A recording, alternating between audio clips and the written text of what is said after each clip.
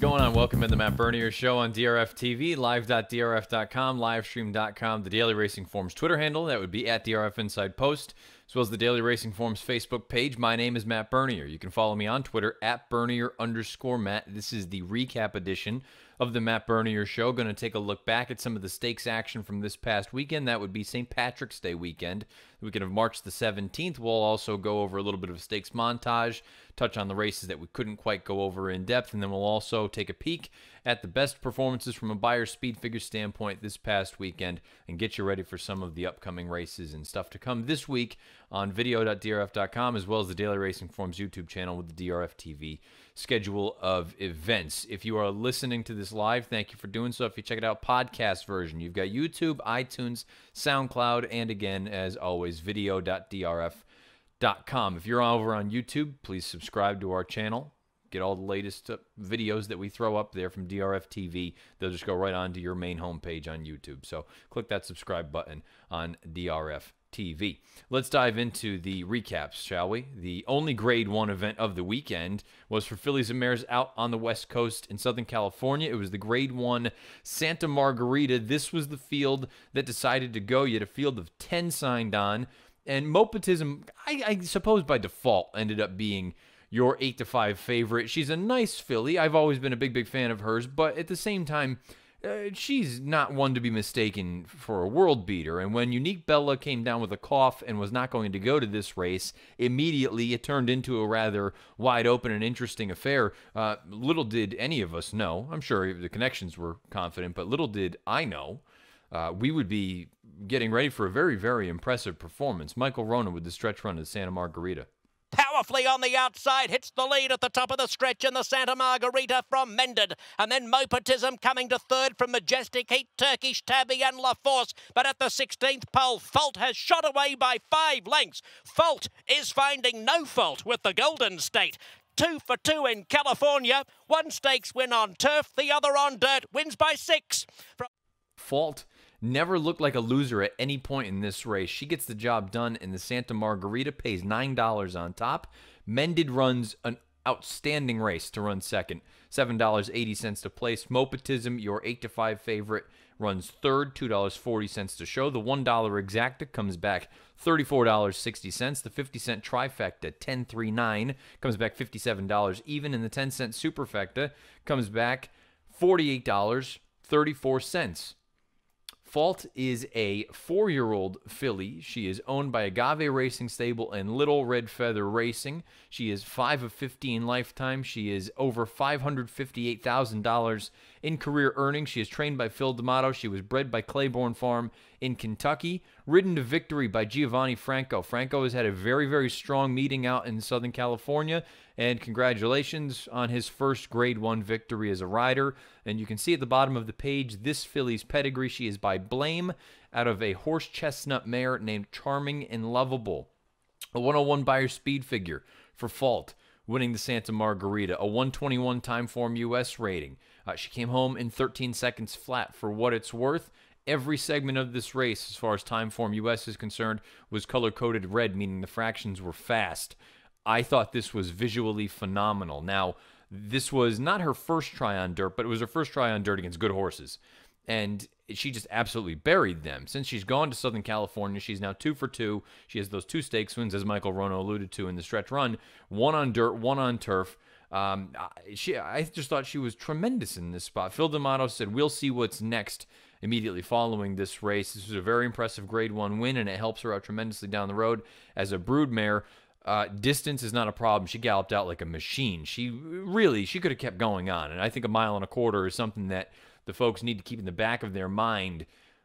Obviously, you're going to play the whole Unique Bella situation, see how that goes. She's going to go to Oaklawn, it sounds like, for the Apple Blossom. This filly, though, Fault, I kind of feel like 10 furlongs. Boy, that looks really appetizing. Maybe a race like the Delaware Handicap.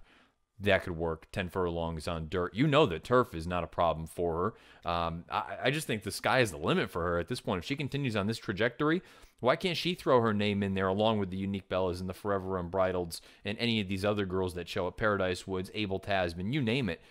Based on that effort right there, and I know maybe it wasn't the best Grade 1 field of all time, Based on that effort right there, I have no concerns. Fault looks like she is a stone-cold runner. This was a tremendous effort. She was never a loser. Wins by more than 6 lengths. Mended deserves a round of applause and all the credit in the world. She ran an outstanding race. When you look and see where the top 4 finishers ran throughout the majority of the run, Fault at the half-mile call was 7th, Mopatism was 6th, and LaForce, the 4th-place finisher, was last in 10th.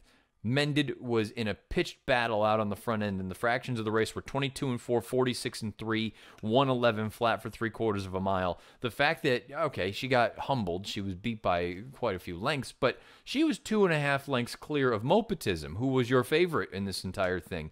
Mended ran an outstanding race. She earned a 91 buyer and a 120 Timeform US rating. Keep in mind, Timeform US factors in the pace scenario, so the fact that she was doing all the dirty work, that's why her final number was as close to Fault's as it is. Fault with that 121, Mended with the 120. I can't say enough. For considering she was a claimer not that long ago, I think she's done a tremendous job. They spot her in good spots. Mile and an eighth probably pushing it a little bit, but boy, why can't you get her back to 8.5 furlongs? That speed's always going to be dangerous. Tremendous effort from this filly, or this mare at this point. She's 5 years old. My girl Mopatism. I suppose this was a disappointing effort because she was the 8-5 favorite and she only earned an 87 buyer. She never looked like she was a winner at any point in the race. But at the same time, she's the kind of horse that is just going to show up and give you an honest effort. It may not be a spectacular effort, but when you consider, I believe her career best buyer prior to this race was a 95.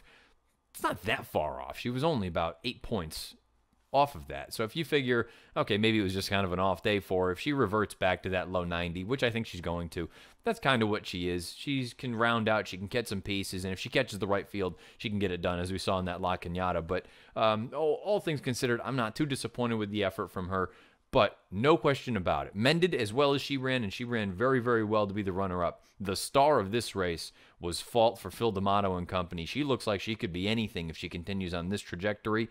She wins the Grade 1 Santa Margarita with a 101 buyer and a 121 Timeform US rating. Let's take a look at the big Derby prep down at Oaklawn Park from Saturday afternoon. This was the field for the Grade 2 Rebel. $900,000 was the purse. Field of 10 3-year-olds going 1 mile and a 16th on the only surface down at Oaklawn Park, the dirt track. Solomini making his 3-year-old debut for Bob Baffert. Zayat Stables shipping in from the West Coast. Todd Pletcher sort of throwing Magnum Moon out there to find out if he can cut the mustard against better horses in graded stakes company. And then you had many of the local hopes. You had Combatant, you had Title Ready, you had Sporting Chance. Really, this turned into, I don't want to say a one-horse show, but one horse clearly superior to everyone else on Saturday afternoon. Vic Stauffer with the stretch run. Lots of chances, top of the stretch. Magnum Moon has taken over the lead. He's 2 lengths in front from Title Ready. Combatant splits horses. Solomini's got to go from there to the outside end. Higher Power and Magnum Moon comes to the 16th pole, and now he's 3 in front. Combatant and Solomini chase him to the wire. It is Magnum Moon, undefeated and a Rebel winner. Magnum Moon passes his first graded stakes test with flying colors. Gets the job done in the Grade 2. Rebel pays $8 to win. The number 3 Solomini, the even money favorite, runs second, $2.80 to place. The number 10, Combatant runs third, $3.20 to show. The $1 exacta comes back $11. Even the 50-cent trifecta, 4-3-10, comes back $26.25. And the 10-cent superfecta comes back $20.99. Magnum Moon, a 3-year-old. He is a perfect 3 of 3 lifetime, over $577,000 in career earnings, owned by Luana L. and Robert E. Lowe, trained by Todd Pletcher, bred by Ramona S. Bass, LLC, in Kentucky, ridden to victory by Luis Saez, and the pedigree at the bottom of the page. You can see he's by Malibu Moon out of an unbridled song mare named Dazzling Song. So far, this horse looks really, really strong and really, really promising, in my opinion. He earns a 97 buyer speed figure, a 121 Timeform US rating. When you look at the incremental fractions, he came home in 31-1, where you look at a horse like Solomini, who came home in 31-3, and you see Combatant, he also came home in 31-1, but it was just the way that the two of them were doing it. Magnum Moon, so far, when you go back to that second lifetime start of his at Tampa Bay Downs, never got out of first gear, and until you actually ask them to run and they have to respond, or they get into a fight, you never know if they're truly going to excel or improve, because sometimes they're giving you everything they've got and there isn't more in the tank when you ask for more. They're just that brilliant. With a horse like Magnum Moon, you didn't know what you were going to get. You figured it based on what he had looked like. He looked like he was a tremendous talent, but until they ship, until they face better horses, until they do X, Y, and Z, you never really know. So when Luis Saez gets into this horse and he absolutely starts extending, he got a little drifty down the lane, but I think that was just, again, being a little bit immature. I love the way that he galloped out. I love the way that he finished. He looks like he's a nice, strong, good-sized horse. I have no knock against this horse right now. I don't care that he didn't race as a 2-year-old. That is a whole thing that's going to come to an end sooner or later. If it takes another 100 years or it ends this year, it's going to end. A horse without 2-year-old experience is going to win the Kentucky Derby, period. It's just going to happen, especially with the way, and everyone has talked about it on Twitter, with the way that things are continuing to go with, the point system as opposed to the graded stakes earnings, the fact that we just don't race the horses nearly as often or as frequently as they did 25, 30, 40, 50, 100 years ago. It's going to happen at some point. A horse that didn't run as a 2-year-old will win the Run for the Roses. Is it Magnum Moon? I don't know. It's probably too early to tell. I thought a very, very interesting quote from Todd Pletcher. I think it's about how the horse comes back, how he trains, and handles the ship back and forth. This is all quoted. I think the most likely scenario would be to come back for the Arkansas Derby. That would be most likely if we decide we want to run before, now, and the Derby. We'll see how things unfold, and we'll let him guide us. To me, that is saying, yeah, we'll probably come back for the Arkansas Derby, but there's a chance that we'll train him up to the Kentucky Derby. Now, there's a difference to me between not running as a 2-year-old and, overcoming the curse of Apollo and all that other nonsense, and just strictly having a horse that's so light on foundation. The whole being light on foundation thing, you can make the same kind of case that you will for Justify if everything goes as planned, and some of these other lightly raced horses. I guess the difference to me is Justify, if everything goes as planned, will have 3 to 4 weeks between his final prep and the Kentucky Derby, or his only prep in the Kentucky Derby. If this horse, Magnum Moon, doesn't run again until the Kentucky Derby, you're looking at, 7 weeks? 8 weeks? 9 weeks? Something crazy like that? I don't know. I mean, there's a lot of time between now and the first Saturday in May, and if he doesn't run again, then instead of a horse that I'm very, very interested in, he'll still be a horse I'd be interested in, but I'd be looking at it saying, wow, we got a lot of things being thrown at this horse. Another ship, 10 furlongs, horses with recency over him. It'll be fascinating to see. I would love to see them run him again in the Arkansas Derby. I loved what I saw on Saturday. I think he's a serious stone-cold runner. I'm terrified of the idea of him not running again until the Kentucky Derby. He's got his points, though. He's already got a spot. Let's talk quickly about the runner-up Solimini for Bob Baffert. This was a horse that, all things considered, thought it was an okay effort. I do wonder a little bit. He took up a beautiful stalking position down the backside, and on the far turn, he got a little bit outrun. He got shuffled back probably 3-4 lengths out of it. Flavien Prat had to get into him. He quickly came right back into it, and they tried to squeeze up the rail, turn him for home. That wasn't going to work out. Flavien angled him out. He never changed leads, and it never really looked like he was going to get there. Now, you can spin this one of two ways, or maybe even more ways. One, you can look at it and say he hasn't improved from 2 to 3 because he earned a 92 buyer, and he was basically earning 91 and 92s as a 2-year-old, and that's been months since we last seen him. His last run was back early December at Los Alamitos. You can flip it the other way and say this is a horse that hadn't run since the beginning of December, was a short horse, needed a race, is going to move forward in his second start off the bench, wherever it is. We'll touch on that in a minute. And then he's going to be primed and ready to go for the Kentucky Derby. I'm starting to wonder if he's going to get over that hump because the lead change was a problem with him as a 2-year-old and just completely not doing it at all here. That's not a typical Bob Baffert sort of thing. Baffert's horses are usually very, very professional. So this, to me, it's a little bit of a concern. Perhaps there's distance problems. I don't know that I want to go that far because it's not like he was sort of slowing down the lane. It's just that the winner was pulling away from him. I thought he ran fine. He's going to need to take a significant step forward in that next prep for me to look at him and seriously view him as a possible Derby contender, as a Derby winner. That next race, where that is, we'll find out. It sounds like it could be the Santa Anita Derby, but it also sounds like it could be the Wood Memorial, and even a possibility of the Bluegrass. But I guess right now, you probably don't want to run against McKinsey. You probably don't want to run against Justify if he goes to the Arkansas Derby. The Wood, Baffert has shipped to New York in the past successfully. We know that, very well documented. I would imagine the Wood is probably going to be that final prep for Solomini, and we'll find out. Getting out to 9 furlongs, second off the long layoff, he should step forward. He's going to have to if we're going to look at him seriously as a Kentucky Derby contender. The rest of the field, I think they're nice horses, combatant. I still wonder, maybe he's ultimately going to be better going a little bit shorter. Maybe he's a Pat Day Mile type. Title Ready is a horse. Just throw him into a stable mail. I still think they've thrown a lot at him in a short amount of time. He has a little bit of ability, though. I wouldn't be surprised if down the road he turns into a nice horse. But the star of the Rebel at Oaklawn on Saturday afternoon, no question about it, was Todd Pletcher's Magnum Moon. Luis Saez with the ride. Very, very impressive in his first start against Graded Stakes Company. He earns a 97 buyer and a 121 Timeform US rating.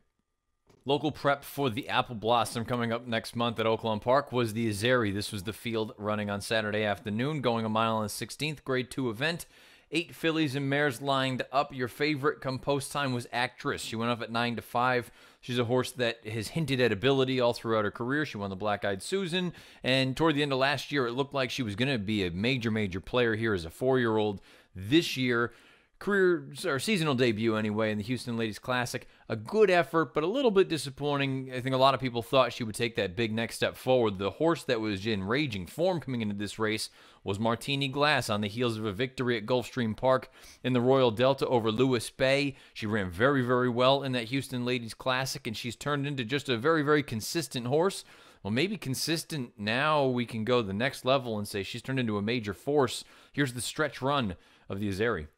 Promessa, Martini Glass. Here's the scene for Actress, and she's 2 from the front. Blue Prize didn't fire, and Martini Glass has taken the lead. A final furlong for Martini Glass, and now she is 2.5 in front. Farrell battles on. Actress to the outside, only for a minor award as Martini Glass runs away and wins the Azeri. Martini Glass won by 2, and she gets it done again. Martini Glass. 94 buyer speed figure. She pays $8.80 on top. Actress runs second, $3.20 to place. And the number 2, Farrell. A nice sort of return to form for her. She runs third, $5.40 to show. The $1 exacta, $13.60. 50-cent trifecta, 712. Comes back $63.55. And the 10-cent superfecta comes back $72.17. Martini Glass is a 5-year-old mare at this point in her career. She is 10 of 23 lifetime, $863,675 in career earnings. She is owned by Vince Campanella and Nations Racing Stable, LLC, trained by Keith Nations, bred by Ashinger Bloodstock, LLC in Kentucky, ridden to victory by Paco Lopez. The pedigree, she is by Catalfa out of a Run Softly mare named Glassy. 94 buyer speed figure, 120 Timeform US rating, came home in 31-2. Thought this was a big, big effort. At no point did she look like a loser. Paco Lopez was just incredibly confident riding her, and rightfully so. She drew off and won for fun down the lane. It sounds like Keith Nations after the race talked about it. Probably a pretty good chance of that coming back to the Apple Blossom. We'll ship her back to Tampa, give her an easy week, and evaluate her. If everything looks good, we'll plan on coming back. That, I have no reason to doubt that. I think that should be the plan. She deserves to have an opportunity against the current big girl. And I guess that's the only thing for some of these other fillies and mares in this race.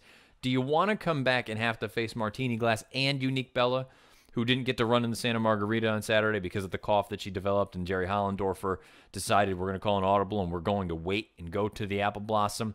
Because now it'd be tough enough if you had to beat Martini Glass because she just humbled this field, but now you got to beat Unique Bella. The question now for all of us as handicappers and analysts, do you think Martini Glass can run with Unique Bella? If you believe the buyers on that most recent run from Unique Bella, nobody can run with her with a 109 or whatever it was, some sort of giant fig.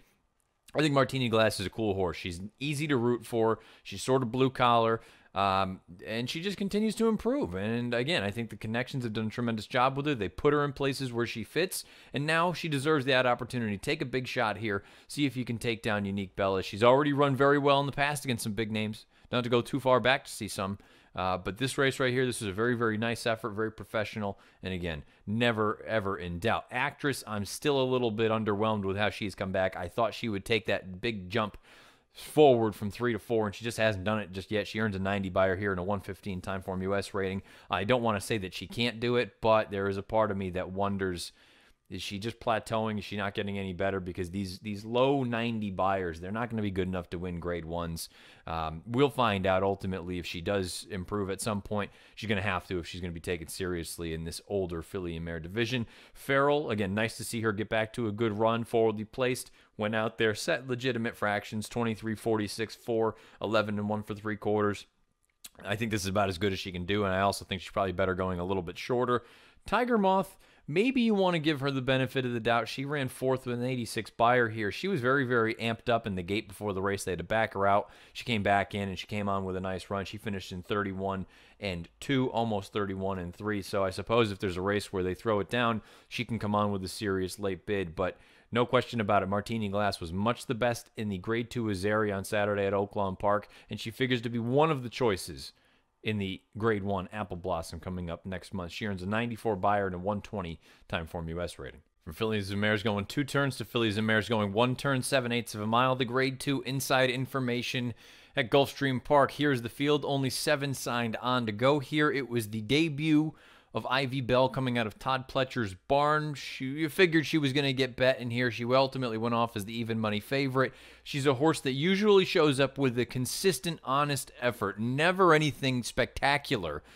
This was entirely different for a number of reasons. Spectacular? Boy, was she. Here's the stretch run of the inside information. Home on the outside in Minds and Magic, Jordan's Henny the Gray let loose on the stand side. Ivy Bell has to peel 5 wide, but she's in the clear now. Ivy Bell tries to get to Jordan's Henny, and she might do it. Here's Ivy Bell surging on the outside under very confident handling, and Ivy Bell, despite traffic, wins the inside information. Jordan's Henny was second, Minds and Magic third. Ivy Bell gets the job done, pays $4 on top. Jordan's Henny runs second, $6 to place. The number 7, Minds and Magic third, $4.80 to show. The $1 exacta comes back $12.20.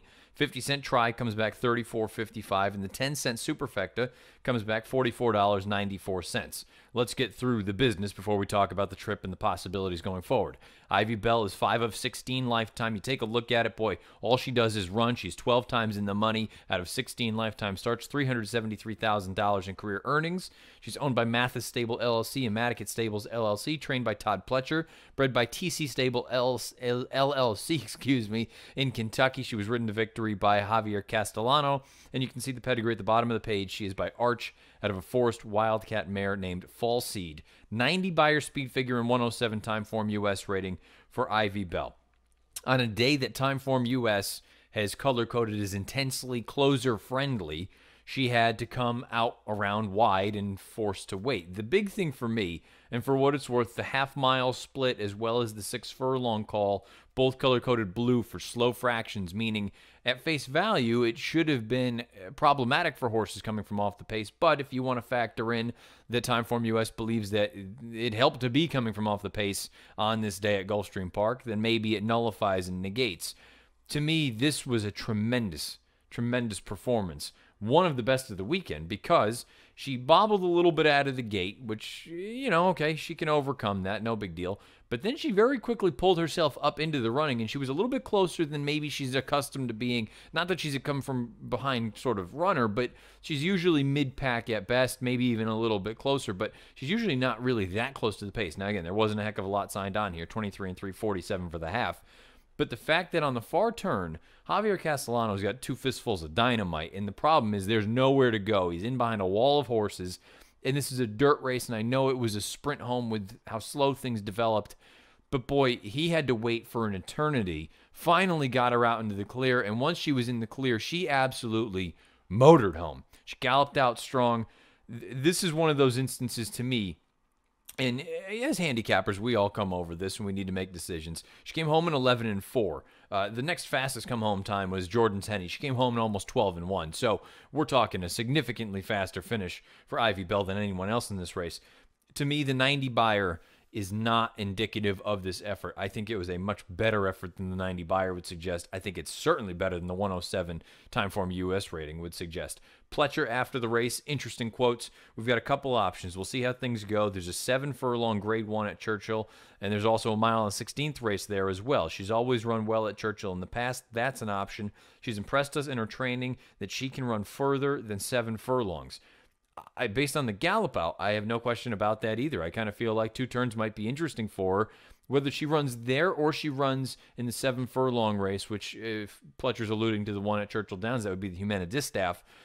I think she's going to be an interesting one because you may have some other fillies and mares that show up with faster numbers as opposed to this one here.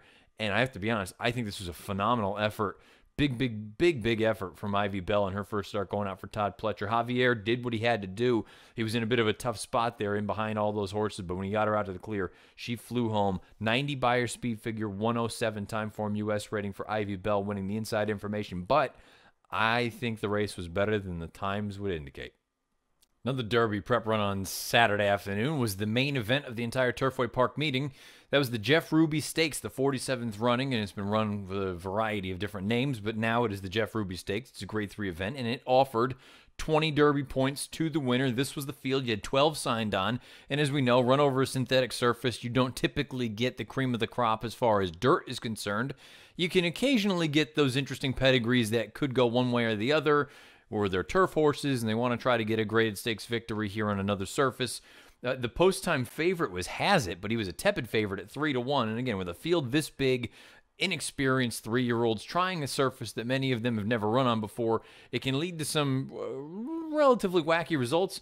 This one wasn't necessarily a wacky result, but it was a result that I'm not sure what we do with it going forward. Here's the stretch run of the Jeff Ruby Stakes. Through from between horses, Blended Citizen, Aerowalk is next. Pony Up in Zanesville is finishing with good energy down the stand side as they have an 1/8 of a mile to go. And Margarita is still there, way out wide. Here comes Zanesville between horses, Aerowalk as a racing deep stretch. Pony Up emerges. Pony Up to the outside, Blended Citizen to the inside, down to the wire. A photo finish that goes to Blended Citizen. Blended Citizen is your winner of the 47th running of the Jeff Ruby Stakes. Pays $14.40 on top. Pony Up for Todd Pletcher runs second, $7 to place. And Arawak runs third, $6.80 to show. $2 Exacta comes back $121.20. The 50-cent try, $315.05. And the 10-cent Superfecta, $8, $4, $12, $10, $1,114.86.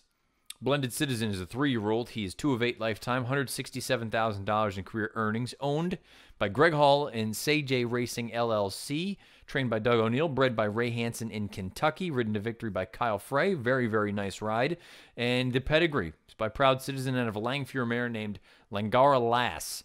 83 buyer, 107 Timeform US rating for Blended Citizen. Came home in 11-4. To say I'm dubious about his overall prospects as a Kentucky Derby contender would be a bit of an understatement. It sounds like after the race, the owners were inclined to find out if he could run on the dirt and earn a spot in the Derby. For what it's worth, he gets the 20 for winning the Jeff Ruby Stakes. He already had 2, so he has 22 points all told. Usually you're looking in the mid to high 20s, low 30s in order to get into the starting gate. He was not originally a Triple Crown nominee. They would need to go forward and do that, which could easily be done as a late supplemental sort of addition. It'll be interesting to see. I wish them nothing but the best. I hope he ends up being a nice horse. He could be a good turf horse at the very least. You know he can run on synthetic as well. Again, as far as the Derby is concerned, I'm not really sure that we saw anything in here that's going to be very important. But you know what? Crazier things have happened. And you know what? Other good horses have come through this race. Animal Kingdom is the most obvious one, but we'll find out. It's far too early to be considering or thinking about Blended Citizen or Pony Up or Arawak, or maybe even Zanesville. Zanesville maybe is the one that was mildly intriguing because he at least has dirt form prior to this, some good dirt form. But credit to the connections. Good on Doug O'Neill for getting this horse ready to go. A good ride from Kyle Frey. As far as Derby aspirations are concerned, I'm going to withhold right now. But enjoy it right now. Enjoy the bask and the glow of victory here. 83 buyer for Blended Citizen, winning the Jeff Ruby Stakes with a 107 time form U.S. rating. Let's shift our attention to Sunday. This was a stakes race out at Santa Anita on the turf. 9 furlongs, the Grade 2 Santa Ana. Field of 8 signed on. Your post-time favorite was the inside runner, Madame Dance-A-Lot for Richard Baltus. She's a very, very talented filly, a tremendous late kick. The question is always going to be pace and trip. Was she going to get enough pace to run at over a good course? And ultimately, what kind of trip would she work out? None of it matters when you've got a turn of foot as electric as this filly does. Michael Ronan with the stretch run of the Santa Ana.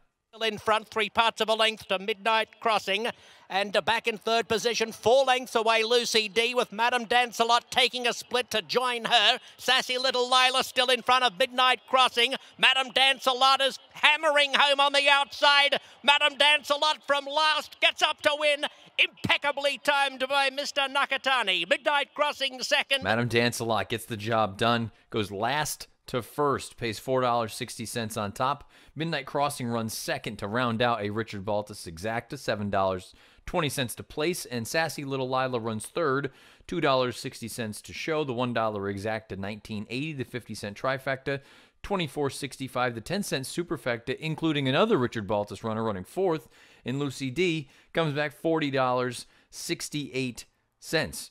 Madame Dance-A-Lot is a 4-year-old filly. She's 5 of 17 lifetime, $489,000 in career earnings. She's owned by Slam Dunk Racing, trained by Richard Baltus, bred by Tally-Ho Stud in Ireland, ridden to victory beautifully, beautifully timed by Corey Nakatani.